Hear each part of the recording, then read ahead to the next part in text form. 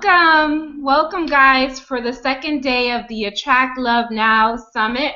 I hope that you enjoyed yesterday's presentation with Eva Ford, and if you weren't able to view it live, I hope you've seen it after. It was a great presentation. But today we have another great presenter, and her name is Shanae Russell, and she's going to be talking about the art of self-love.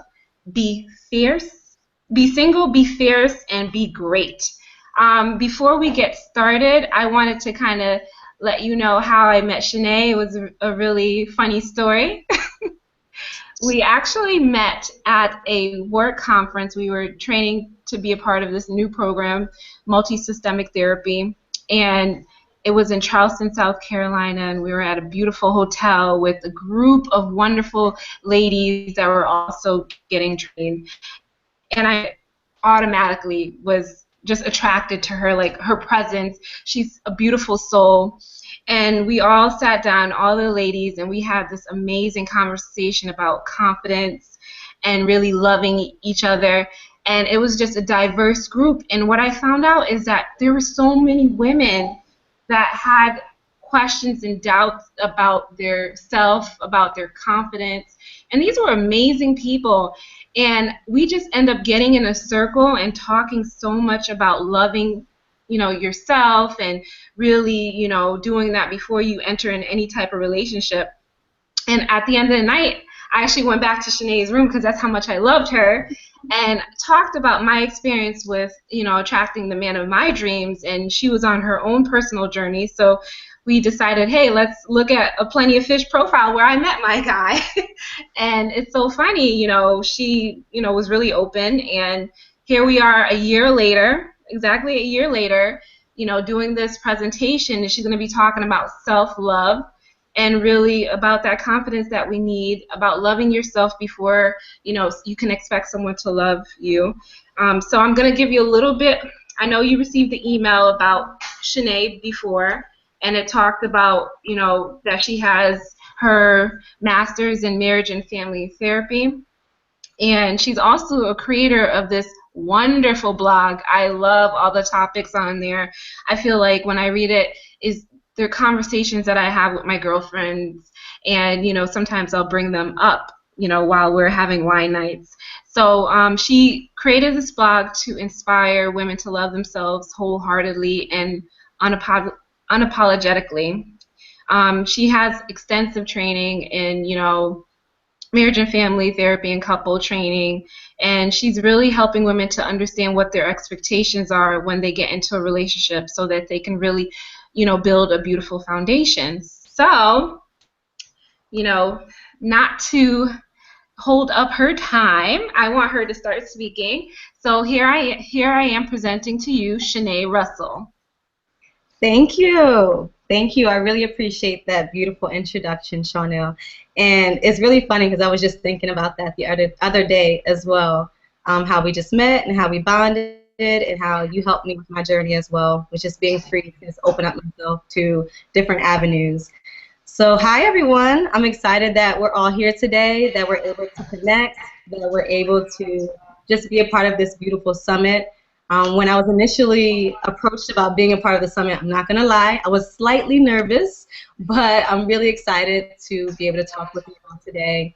And I think this is an important topic. It's a topic that really hits home for me. It's a topic that I love to talk about. It's a topic that I think all women and even men need to talk about, really about uplifting each other and encouraging each other. So I think throughout the week you'll just get a lot of different information from different presenters who are extremely amazing and who's going to just definitely blow your mind with the things they're going to talk about. But today I'm excited to present on the art of self-love. So Eva, if you want to start? Hey, just before we get started, I just want to remind people, because we love their questions, and I want to remind them that I left a comment on the YouTube page where you can post questions directly to the Facebook event page, or you can email me directly at info.shaniel, SHAWNIEL, Bullock, BULLOCK, @gmail.com. Both choices are posted on the YouTube page. You can click on them. Okay? So here we go. Yes, and to just reiterate that really quick, I want this to be interactive. I don't want to just speak to you for 35 to 40 minutes about attracting the love you need and deserve. I really want you guys to just post questions and definitely make it interactive. So let's start. All right, so my topic is the art of self-love. Okay, and so be single, be fierce, and be great. And so what I really want you all to just keep in mind as we go about this topic is just that you need to choose you before you choose him. I think sometimes we get really caught up in the fact that maybe he is the right one, or he just has those things that we really want, those qualities that we really need, but we don't look at the fact that our single time is a time where we're really able to just do self-reflection. We're really able to just look at those things that have happened in the past. We're able to analyze ourselves. We're able to take that time to really be able to learn who we are and choose ourselves before we choose him.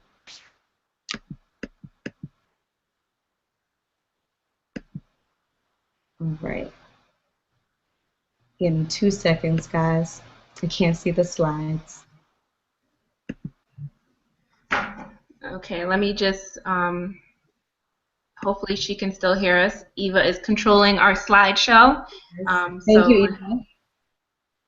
So we're going to just make sure that she's able to, she knows that we can't see it.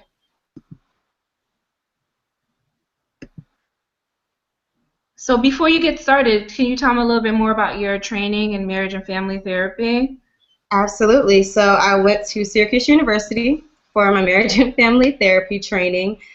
It was 2 years. We definitely spent time really getting to know ourselves, and I think that's the heart of getting training in marriage and family therapy. Being able to talk to others about their problems really means that you have to be able to analyze yourself and do a lot of self-reflection. And so that's what a bulk of the training was around, doing a lot of self-visit therapy, making sure that you're able to understand what's going on within that person. And within yourself before you actually do that therapist work. So that's really what we did. I work as a multi-systemic therapist now, and so I work with families who have children with behavioral issues, and then I'm doing relationship coaching on the side. That's something that's about to start taking off, so I'm excited about that. What I'm going to do, just so we make sure that this keeps going, I'm going to just pull up my slides really quick and kind of work it that way. I hope that's okay, Chanel.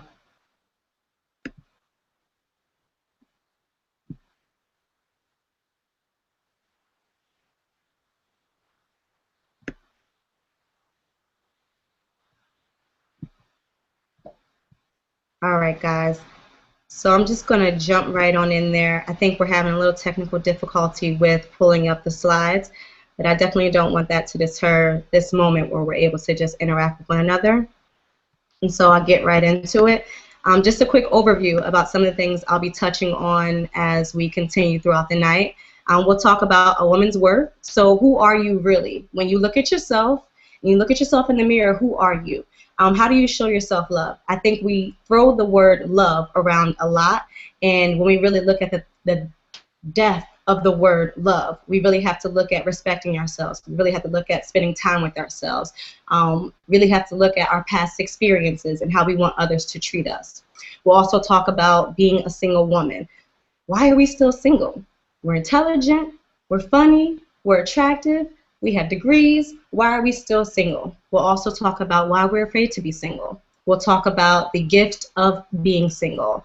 We'll talk about why expectations are necessary and why it's important that we not just settle for anything that comes our way. And sometimes it's really hard to do that. I think we've all done that before, where we've settled for something that maybe wasn't something that we really wanted.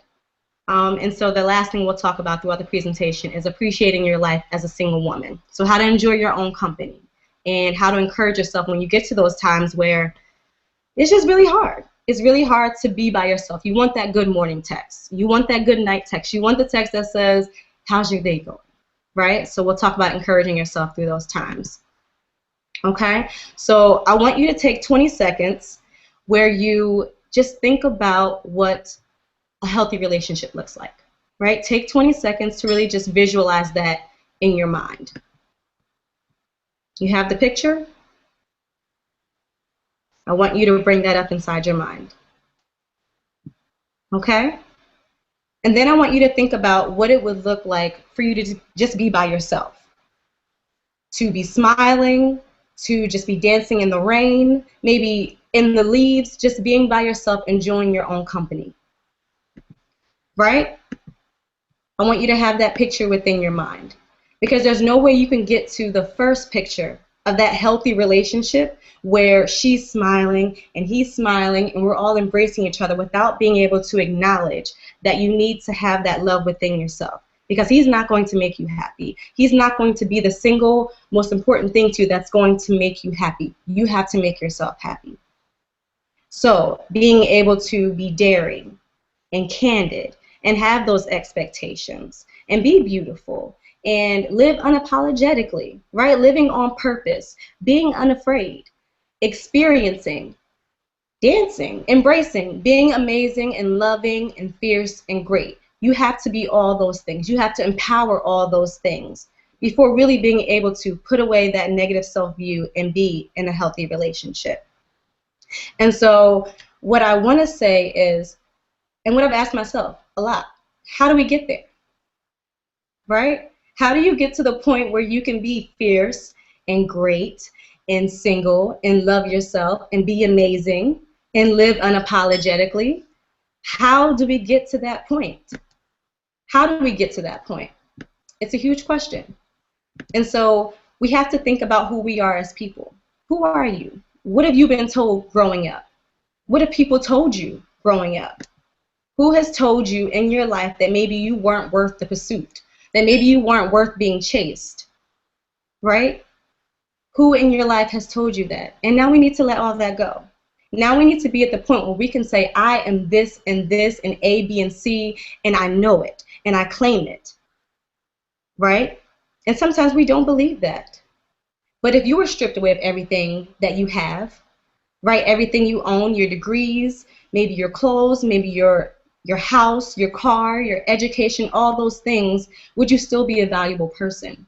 Would you still be a person, despite what everyone else is thinking, would you still be valuable? Would you still be this great, amazing, daring person? You have to know that's who you are before you get into a relationship, because when you go into a relationship without knowing those things about you, you run the risk of being with someone who's going to tell you who you are, who could possibly tell you what your expectations are going to be. When you don't say those things for yourself and speak up, he can possibly do that for you. When we don't know who we are, we run the risk of allowing other people to tell us who we are. And that's not something that's going to prove to be healthy in a relationship, right? So I asked myself, I said, Shanae, who are you? And it sounds like a silly question, right? But it's a real question. And I had to realize that I'm the kind of person that likes to abide by the speed limit. Sometimes I'm selfish. Sometimes I do good things. Sometimes I like to dance in the middle of Walmart. I don't know. Sometimes I like to sing while I'm at work. And my colleagues can attest to this. It's kind of funny. But I'm the kind of person who can be silly and humorous, but sometimes be a little blunt, sometimes be too honest. But I realize that even with all my faults and all of my good qualities, that when I look in my mirror and I see who I really am, I know who I am because I know whose I am. I know that I'm a child of God. I know that He's pursued me. I know that He's chasing after me. And if God, who is bigger than everyone, can do that for me, then why should I not expect a man to do that for me? Why should I not think that I'm as valuable as rubies, right? That I'm the head and not the tail? Why should I not think that if God thinks all these great things about me, why I shouldn't think those great things about me? And so I had to really start to embody those things. And it doesn't just come just like that. It doesn't just come where you just one day you believe all those things. You have to really work at it. You have to be tested sometimes. You have to practice sometimes. You have to just fake it till you make it sometimes. And that's okay. So if we continue to go, it's not just about being able to understand who you are and know that your value doesn't decrease based on someone's inability to see your worth. It definitely goes with how you know you're good enough. How do you know it? Do you show yourself love? Do you expect other people to show you love? What is your love language? And I know Eva touched on this yesterday. We talked about love languages when she presented, and it was amazing. I hope you all caught that as well. It was great. And so love languages, how do you receive love? If you don't know how to receive love and how you want other people to love you, how are they supposed to know? They can't read our minds, right? So if you know that people care about you and they love you because they spend time with you, because they tell you, because they do acts of service, these are things we should know about ourselves. So then when we do find that right guy, because we're at the right place in the right time, or we're presenting ourselves in the right way, when we do find that right guy, we'll be able to let him know, or for my guys out there, let her know what it is that you expect and how you expect to be loved and to be treated and respected. It's important that we know those things before we go into a relationship.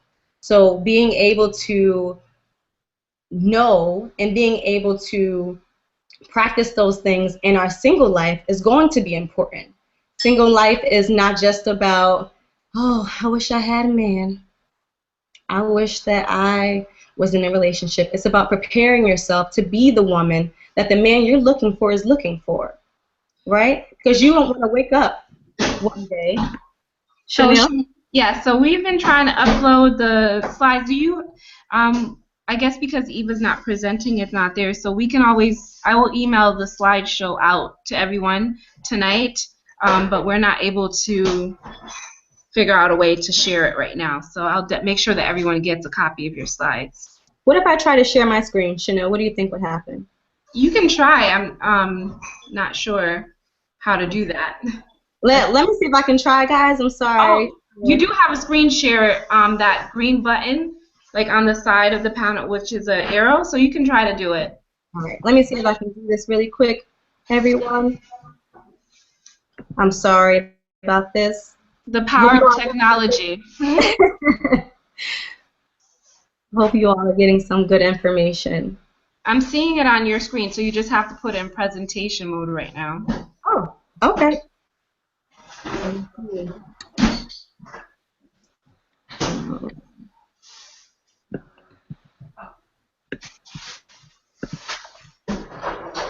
not sure if it's F5 maybe. Can you all see? It's still in the edit mode, so you Okay. just have to maybe hit F5 or go to File and Presentation. All right. What about now? Nope, nothing has changed.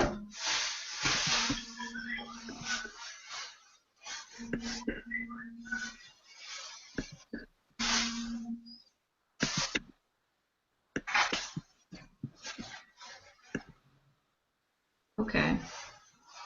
So you've hit. So you've Did you go to File and then Presentation? Yeah. Is it not showing up still? No, it's just showing as in edit. Oh, yeah. Click on that. Wait. Did it work? Setup show. Presenter view.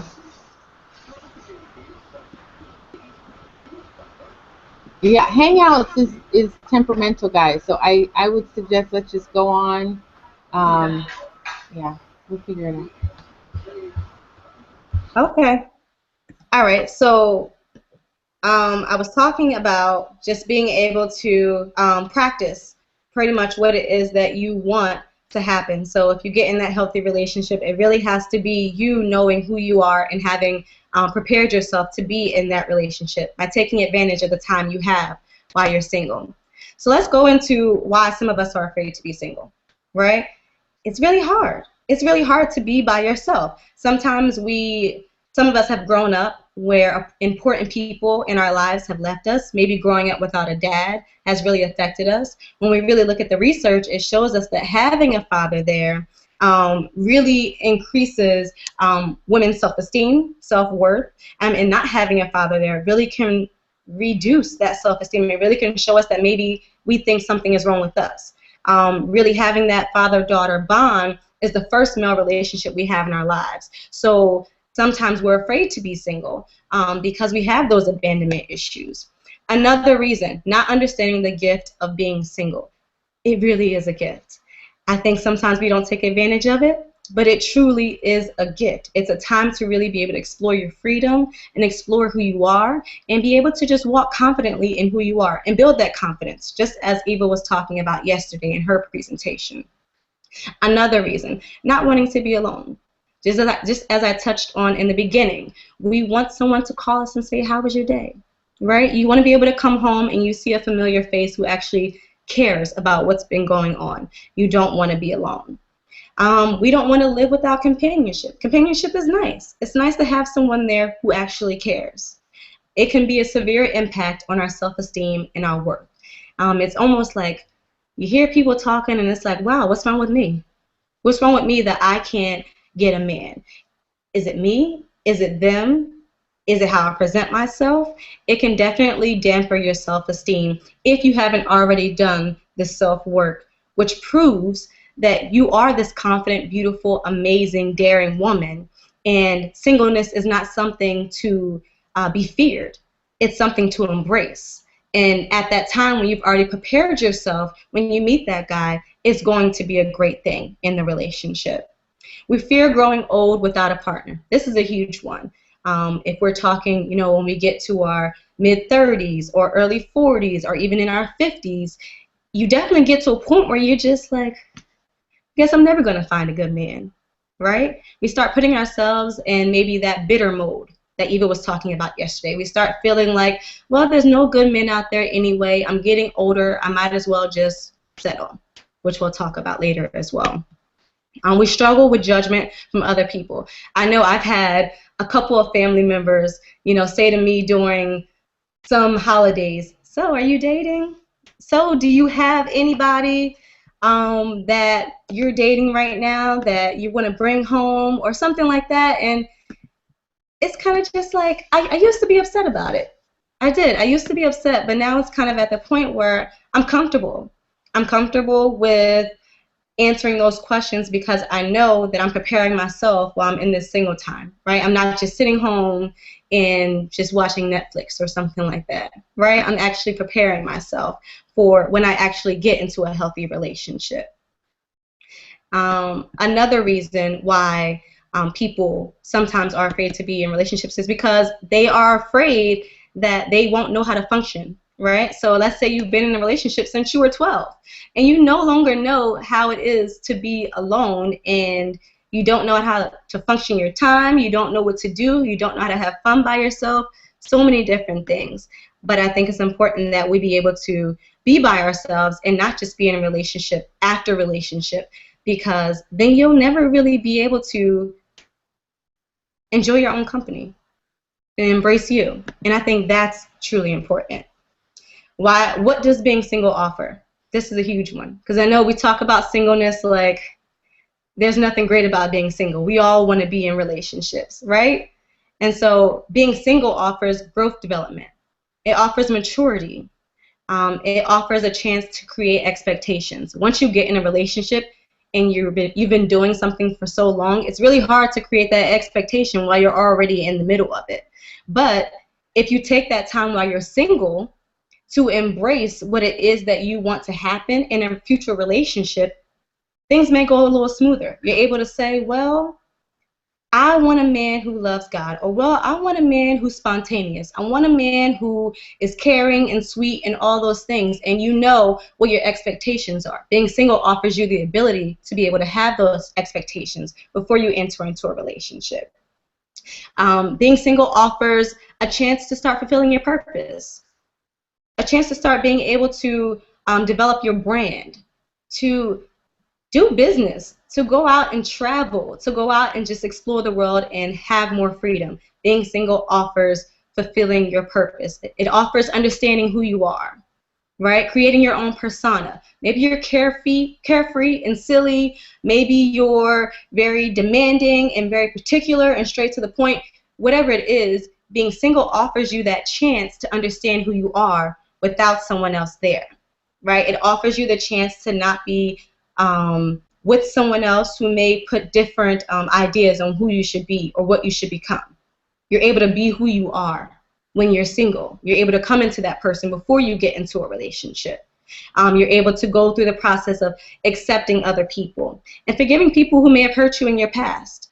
Because not forgiving other people who've hurt you in your past could definitely carry over into a healthy relationship, which could definitely damage the relationship. So being able to go on that journey of forgiveness, I know I had to go on that journey. I definitely wouldn't have been able to have a healthy relationship if I had been in the place where I didn't forgive my biological dad for not being there, right? So it gives us that opportunity to do that. It gives us that time to become self-sufficient, because let's be honest, right? Men don't like women who are needy, right? Who are portraying this victim role, who just really need to be with a man where it's just desperation. They like men who have confidence, or women who have confidence. They like women who are able to just hold their own, right? Women who are independent.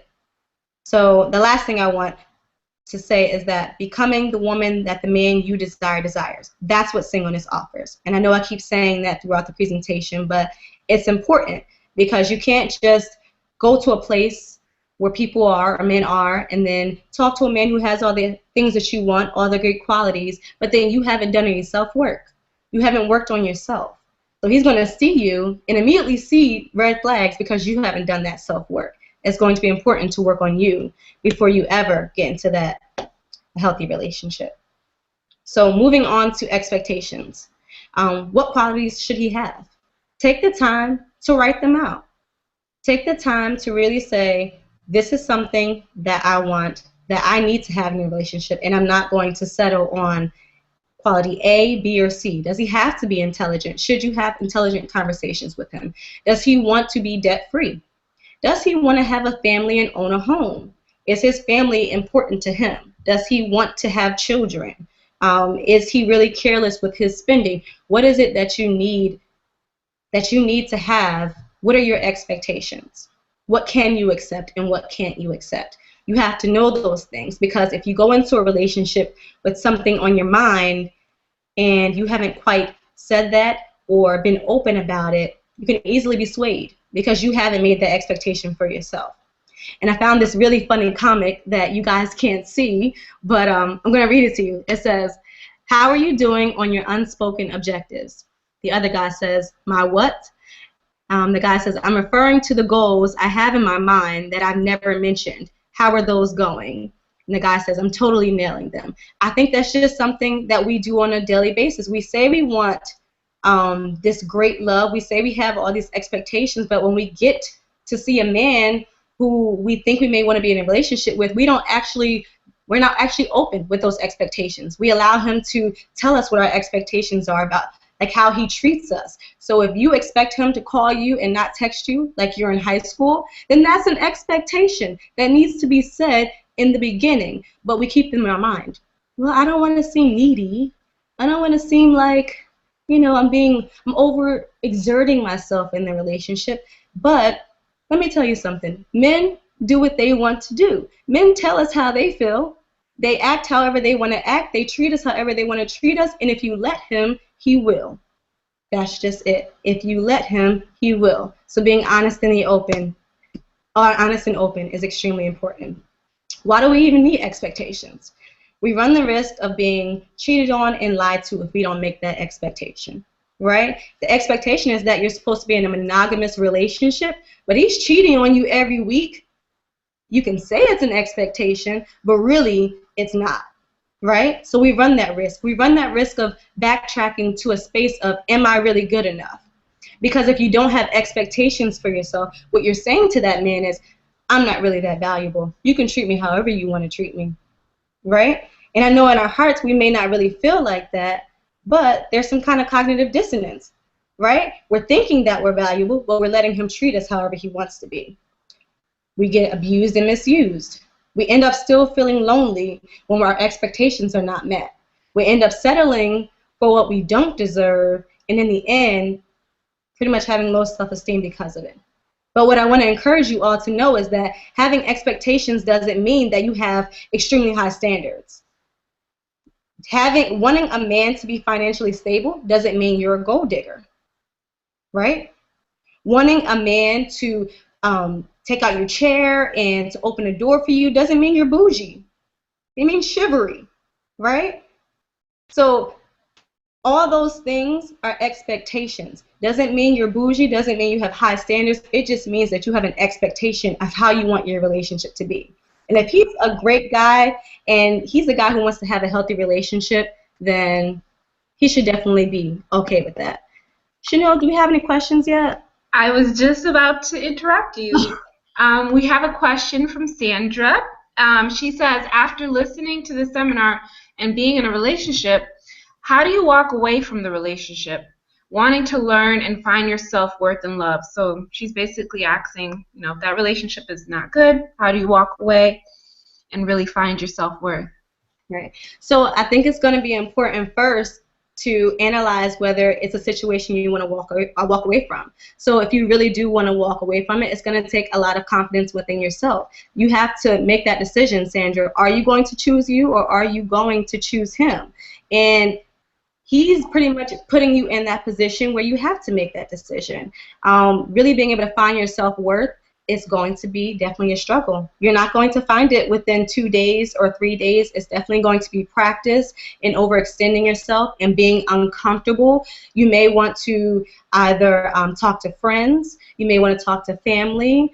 I'm not sure if you're religious or spiritual, but you may want to try that path as well. Everybody's journey is different, and I can definitely save some time where we do a consultation after. Anytime this week or next week, and we can talk more about it. But absolutely finding your self-worth is going to be all about not having any distractions, right? It's going to be about focusing solely on you, focusing solely on your flaws, focusing solely on what it is that you want to become, writing that vision, and making sure you're taking steps to become that. I hope that answered your question. I think it did. And she has a follow-up question. And her follow-up question is, as women, how do we build our confidence to be okay to be alone? And I know that, like you touched upon it about just society having those expectations, family members, like if you're the lone one out, how do you build yourself up, your confidence to be like, I'm okay with being alone until that right person comes? Yeah, I think even with that question too, Sandra, it's going to be definitely an individual journey, but it's going to take giving yourself time to take yourself out on a date.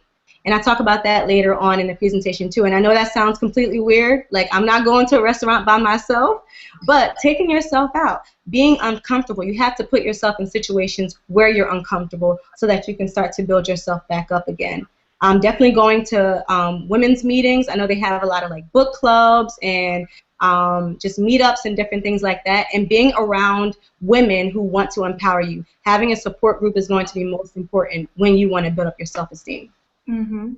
Yeah. That's great. That's some good advice. Terry has a question. She says, how do you set expectations 2 years into a relationship and not seem like you're being overly pushy and bougie? Right. That's a big one. That's what I was talking about too, Terry. Thank you for that question. I think if you look at the man that you're with, Terry, I'm not sure who he is or how he acts with you, but if you guys are in a healthy relationship, he's going to want to analyze the relationship and want it to get better and progress.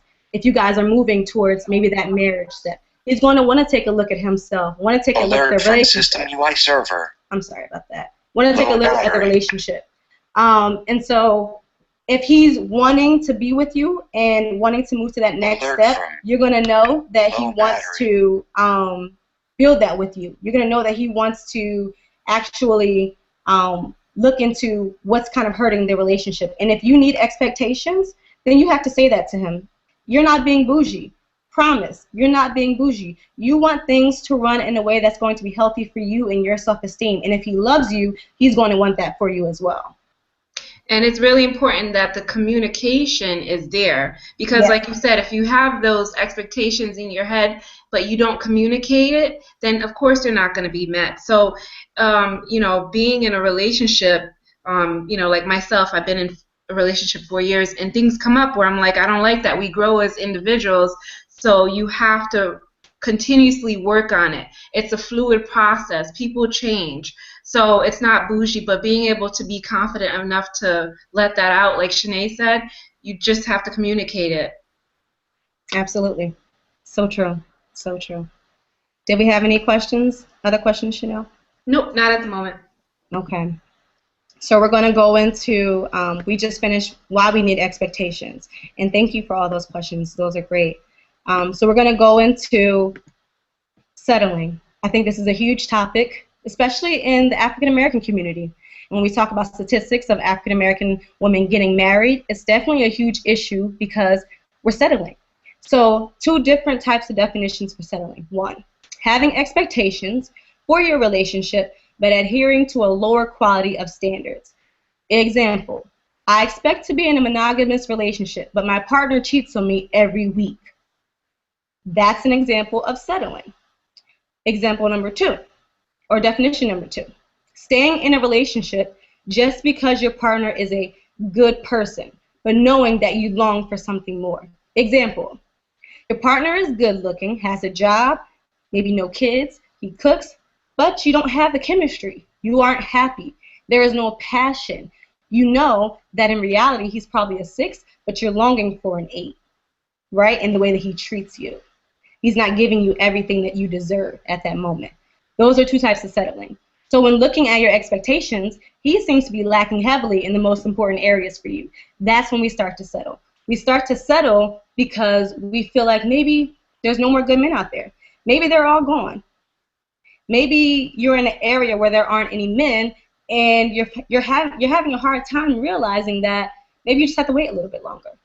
We get to our age where we're 20, 30, 40, 50, and you're thinking in your mind, I don't have time for this, right? I don't have time to wait around for the perfect guy to come. So I'm just going to settle for this guy who I know doesn't really meet all my expectations, but again, I'm afraid to be single. I'm afraid to grow old without a partner. I'm afraid to not have somebody by my side, even if it means settling on the really great things that I really want out of life.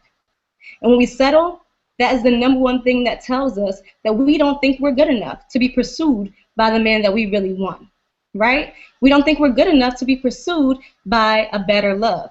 And so we settle because it's easier. It's easier. So I say to you, don't settle. Not now, not a month from now, not 2 years down the line, not ever, because you're worth it. You deserve to be pursued. You're not an ordinary person. There's millions of people out in this world, and there's only one you. And you deserve to be treated the way you want to be treated. Don't be fearful of being by yourself. Don't be fearful of going to sleep and not having no one there. Be fearful of mediocrity, right? Be fearful that you're going to get somebody who just barely meets your expectations. Be fearful that you're going to be stuck in a relationship with someone who doesn't excite you, with someone who doesn't cater to you the way you deserve to be catered to, right? Stop allowing other people to push you into the arms of men that don't deserve your heart, because people do that. They make us feel like something's wrong with us, and then we end up just going with whoever is there. But stop allowing people to do that. You live your life because you're the one that's living it, and you have to live on purpose. I have a question. Yes. The question that comes up a lot is, what is the difference between settling and setting expectations? Because it seems like we get that one confused a lot. The settling and then having these like high expectations that no one can reach. Okay, what's the difference between settling and having high expectations? Mm-hmm. Okay, so I think having extremely high expectations means you have a list of like 50 things, and if this man doesn't meet all 50, then you're just not even going to bother with it. I think that's having high expectations. He has to have broad shoulders, and he has to be tall, and he has to be a 10 on a scale of 1 to 10 in the attractive department. He has to have curly hair. He's got to have a job where he makes 6 figures. Sometimes you have to compromise on some of those things. Settling is knowing that you deserve to have respect, knowing that you deserve to be treated with kindness, you deserve to be in a monogamous relationship, you deserve to be able to bring somebody home who's going to treat you right and not abuse you and misuse you. That's settling. We do that all the time. We allow people to just treat us any kind of way, and we call it love. Mm-hmm. So. That's a great response. Sandra also has another question. She says, well, she has a comment and question. She said, this is so true. Settling because we think the perfect guy won't come along. This is one of my greatest downfalls. How do I get over this fear?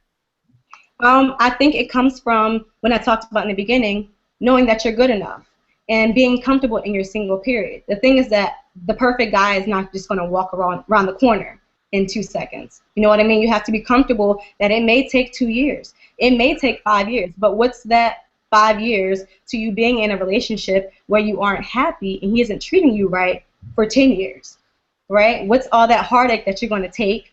You know, having trust issues maybe with him, maybe feeling like you're not worth it. And when you finally do find that great guy, you may not have that courage or that confidence that you once had because you've been stuck in a relationship where a man hasn't treated you right. So I say, make sure you're not a part of that unhealthy relationship.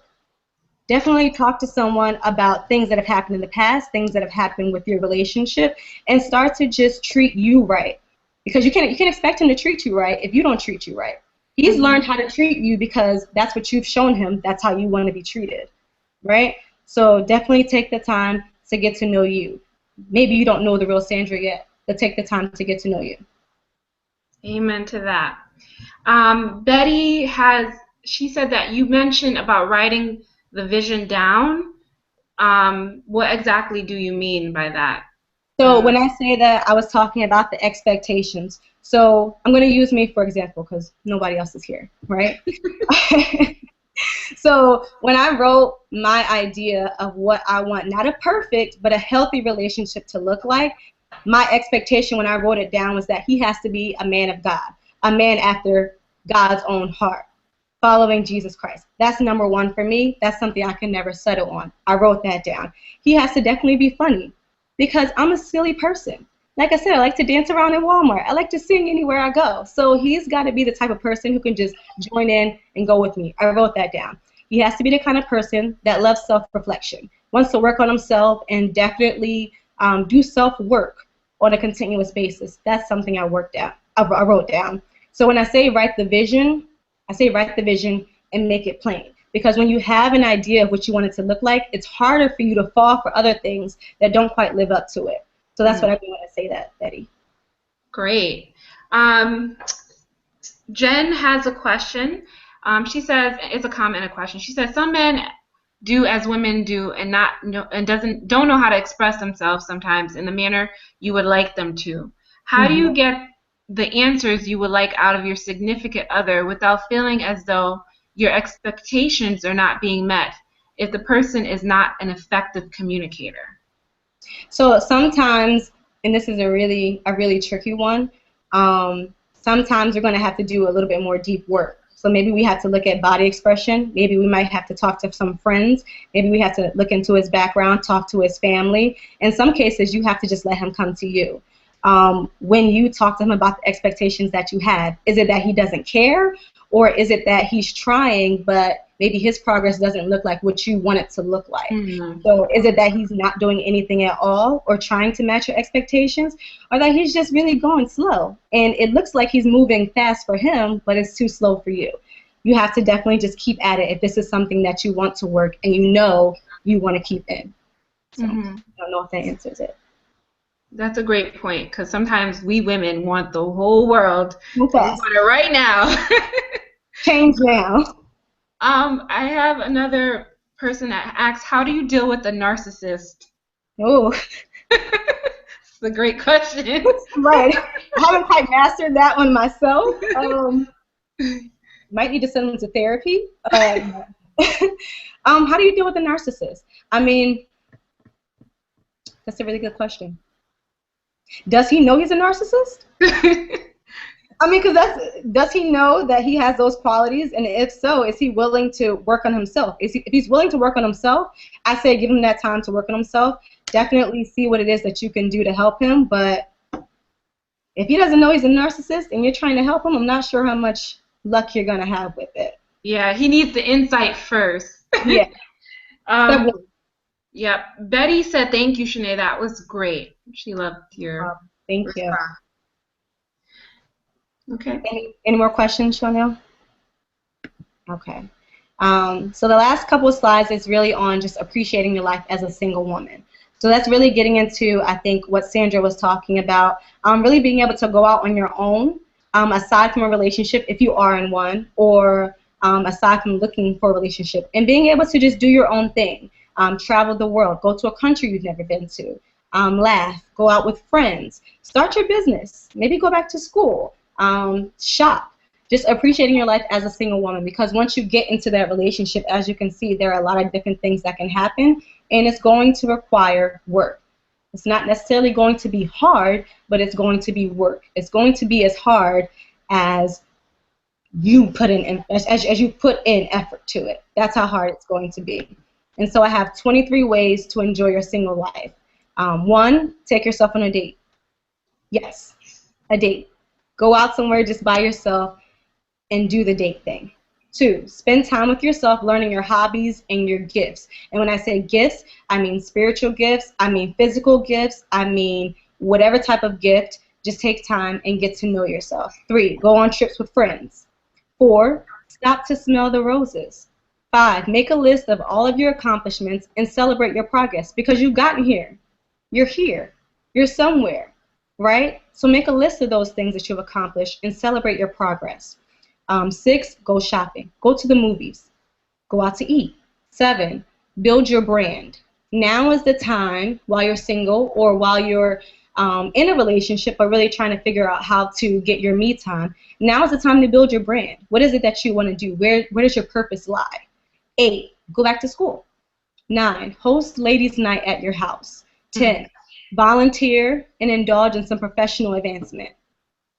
11, spend time with family. 12, improve your confidence. 13, make a bucket list of all the things you want to do.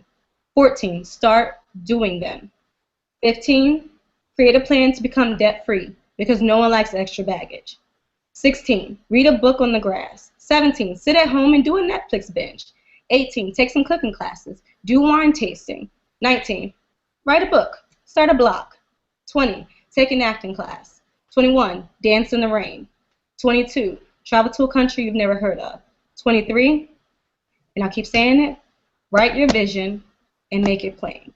Because once you do that, you're unstoppable. Okay? So take home message. What I want you all to just take home as we end this period is that you're preparing yourself to be the woman that the man you're looking for is looking for. You find him and you haven't done that preparation work, I don't know how a healthy relationship's going to be. So you're worthy. You're valuable. You need to identify your expectations in the beginning. And if you're in a relationship where you haven't done that in the beginning, don't be afraid to do that, because the only person you're going to be hurting is you. And you need to choose you before you choose him. Don't be afraid of your single life. Don't settle. Enjoy the gift of being single and appreciate your life. Fill up your time with nonstop amazingness until you meet the one who's willing to do it with and for you. So there we go. The art of self-love. Wonderful, Shanae. That was so informative. I loved it. We have one more question. It was a follow-up question for the narcissist. Oh. I asked for some clarification. So I guess that person is in complete denial, but they talk a lot about themselves, and everything is more so geared, like, towards themselves. So if they're bringing up expectations, they get kind of defensive and all that. So how do you help that communication? I think definitely validation's going to be important, because if this person's a narcissist, then he definitely is going to be defensive about everything that you say. So definitely being able to validate, well, I understand that you may feel like that. It makes sense that you would be feeling like that. I'm just wondering if we can talk about maybe going out on a date once a week. Maybe that's the expectation, going on a date once a week, right? So I understand why you would not want to do this because of A, B, and C, but I'm wondering if we can actually talk about going on a date once a week. Definitely being able to lower his defenses by validating whatever's going on. Validation is a big key in communication relationships. Nice. That's a great Great one. So any more questions before we conclude our call? This was really wonderful, very, very informative. So I'll give about a minute to see if anyone else wants to email or post or text any questions. That's so much fun. I know, this is amazing. You did a wonderful job. Would you be able to send me your slideshow so that I can share it when I email the video out tonight? Absolutely. Okay. Absolutely. And can you tell people more about your website and where they can go on to find more information about your wonderful insight? Yes, so if you all can go to discoveryourcharm.com.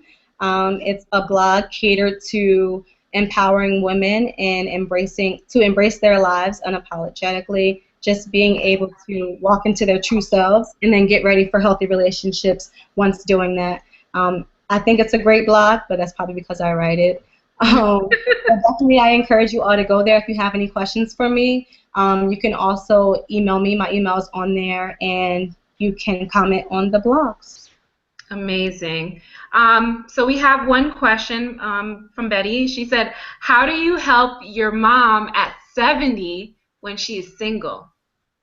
Ooh, that's single. Okay, well, you know what? I think there are a lot of different activities for older people to do. It depends on what community you're in. I know they definitely have like bowling leagues. I know they have like book clubs. They have like singles, mingle for older crowd. Online dating. People don't like to talk about it, but it's definitely a hit with the older crowd as well. They have a lot of websites with that. Now, is she wanting to find out where she can go to find a date, or is she feeling like she's never going to find anybody? Let me ask her. Right. Because if it's the first one, then we can definitely find some places for her to go. But the second one, I will post it on our Facebook. Yeah, open to. Doesn't matter what age you are, you can always attract love as long as you're open to that love and willing to put in the work. It doesn't matter. Love knows no age, no bounds. Yeah, and I guarantee you there's a 70-year-old man out there wishing that he could find a great 70-year-old woman. So. Yeah. So we'll see if Betty responds. We'll give her about a minute. And if there's any other questions, we'll take those too. Okay. Looks like Sandra has a question. She says, she was amazing. Please let her know that. I've learned more about me and my self-worth and what I'm lacking. Just to hear this has given me the motivation to move forward and get out of my comfort zone. Aw, that's amazing. Oh, thank you, Sandra. That touched me. Thank you. So this is wonderful. So Betty doesn't look like she's responding. I'm going to give her another minute before. So while we wait, I just want to let you know tomorrow that I hope to see all of you here. We'll be having another wonderful speaker. His name is Nick, and he's a blogger and a podcaster, and he talks about actually being in a healthy relationship. He's married and he has kids, and he talks on the male's perspective. And he's written a book, and it's called Confessions of a Terrible Husband. So I'll be giving you his bio, be sending that out tomorrow morning. So I hope that you guys stay tuned because it'll be wonderful to hear from a male, you know, lovely lady speakers. So Betty, I think, let me see what Betty said.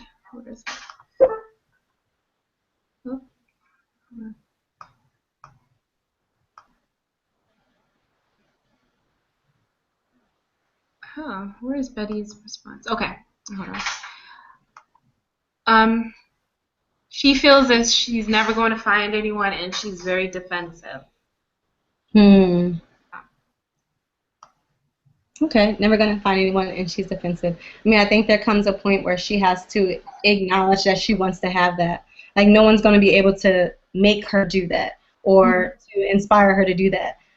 She's got to really be willing and open, as you were talking about, to go out there and meet somebody. And if she's wanting to stay to herself, then I'm not sure exactly what everyone else can do to kind of push her out there, unless maybe blind dates. maybe just setting her up and she doesn't know where exactly she's going, but you want to set her up with someone. Yeah. But the key to attracting your Mr. Right is being open to love, putting in the work. So she might have to do, like Shanae says, do some work on her own. And that doesn't matter your age. You have to be aware and be able to be open to receiving love. Because God, even if God puts that person in your path, you're open for that. So Betty, I wish your mom the best. And please stay tuned for tomorrow's presentation. Any last words, Shanae? Thank you all for being here tonight, and good night. Bye.